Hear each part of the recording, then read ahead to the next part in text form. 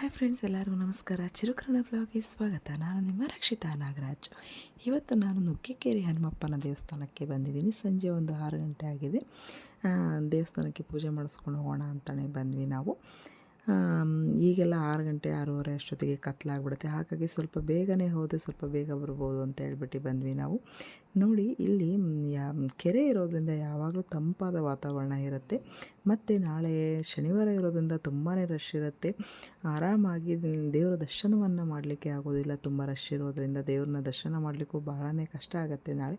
ಇನ್ನೊಂದು ವಿಷಯ ಏನಂತ ಹೇಳಿದರೆ, ನಾಳೆ ಕಡೆ ಕಾರ್ತಿಕ ಇರೋದ್ರಿಂದ ಇನ್ನೂ ರಶ್ ಆಗುತ್ತೆ. ಯಾಕಂದರೆ ಕಡೆ ಕಾರ್ತಿಕಕ್ಕೆ ದೀಪ ಹಚ್ಚೋರು ಸಹ ಬರ್ತಾರೆ. ಯಾರೆಲ್ಲ ನೀವು ದೀಪ ಹಚ್ಚಬೇಕು ಅಂತ ಇದ್ದೀರಾ, ನಾಳೆ ಬಂದು ಇಲ್ಲಿ ಕಡೆ ಕಾರ್ತಿಕದಲ್ಲಿ ದೀಪ ಹಚ್ಬೋದು. ಇಲ್ಲಿ ದೀಪೋತ್ಸವ ಈ 2 ವಾರಗಳ ಹಿಂದೆಯೇ ಆಗೋಗಿದೆ ಅಂತಲೇ ಹೇಳಿದ್ರು.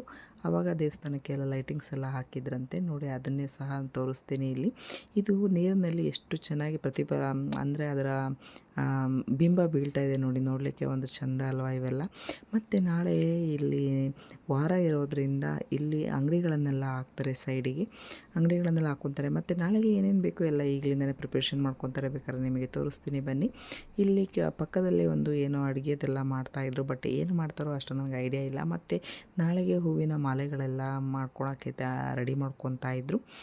ನೋಡಿ, ಇಲ್ಲಿಂದ ದೇವಸ್ಥಾನ ಎಷ್ಟು ಚೆನ್ನಾಗಿ ಕಾಣಿಸುತ್ತೆ. ಇದು ಊರು, ಇಲ್ಲಿ ತೋರಿಸ್ತಿದ್ದೀನಿ. ಇದು ಊರೊಳಗಿಂದ ಬರುವಂತಹ ದಾರಿ. ಇಲ್ಲಿ ಪಾರ್ಕಿಂಗ್ ಏರಿಯಾ ಎಲ್ಲ ತುಂಬಾ ಚೆನ್ನಾಗಿದೆ.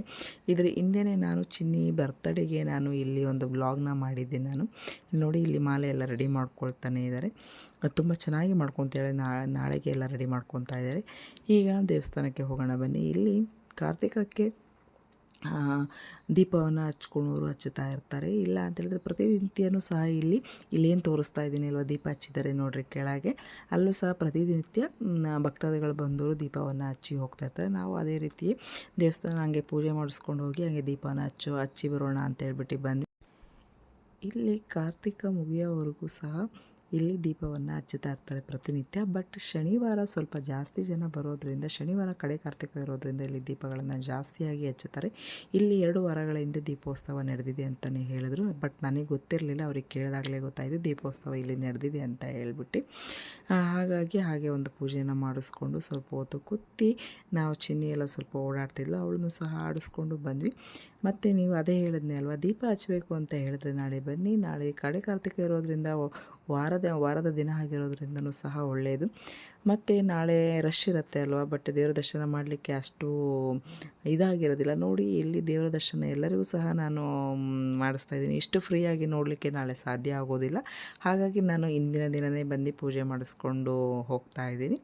ಓಕೆ ಫ್ರೆಂಡ್ಸ್, ಇವತ್ತು ಒಂದು ಸಿಂಪಲ್ ಆದ ಬ್ಲಾಗ್ನೊಂದಿಗೆ ನಿಮ್ಮ ಮುಂದೆ ಬಂದಿದ್ದೀನಿ. ಈ ವಿಡಿಯೋ ಇಷ್ಟ ಆದರೆ ಒಂದು ಲೈಕ್ ಮಾಡಿ. ಎಲ್ಲ ನನ್ನ ವಿಡಿಯೋ ನೋಡ್ತಾ ಇದ್ರೆ ಪ್ಲೀಸ್ ಸಬ್ಸ್ಕ್ರೈಬ್ ಮಾಡ್ಕೊಳ್ಳಿ, ಸಪೋರ್ಟ್ ಮಾಡಿ, ನಿಮ್ಮ ಫ್ಯಾಮಿಲಿ ಫ್ರೆಂಡ್ಗೆ ಶೇರ್ ಮಾಡಿ. ಯಾರೆಲ್ಲ ಕಡೆ ಕಾರ್ತಿಕದಲ್ಲಿ ದೀಪ ಹಚ್ಚಬೇಕು ಅಂತ ಇದ್ದೀರಾ, ಒಂದು ಸರಿ ಬಂದು ನಾಳೆ ಇಲ್ಲಿ ದೀಪವನ್ನು ಹಚ್ಚಿ ನೀವು ಹೋಗ್ಬೋದು ಅಂತ ಹೇಳ್ತಾ ಈ ವಿಡಿಯೋ ಇಲ್ಲಿಗೆ ಎಂಡ್ ಮಾಡ್ತಾ ಇದ್ದೀನಿ. ನಮಸ್ಕಾರ.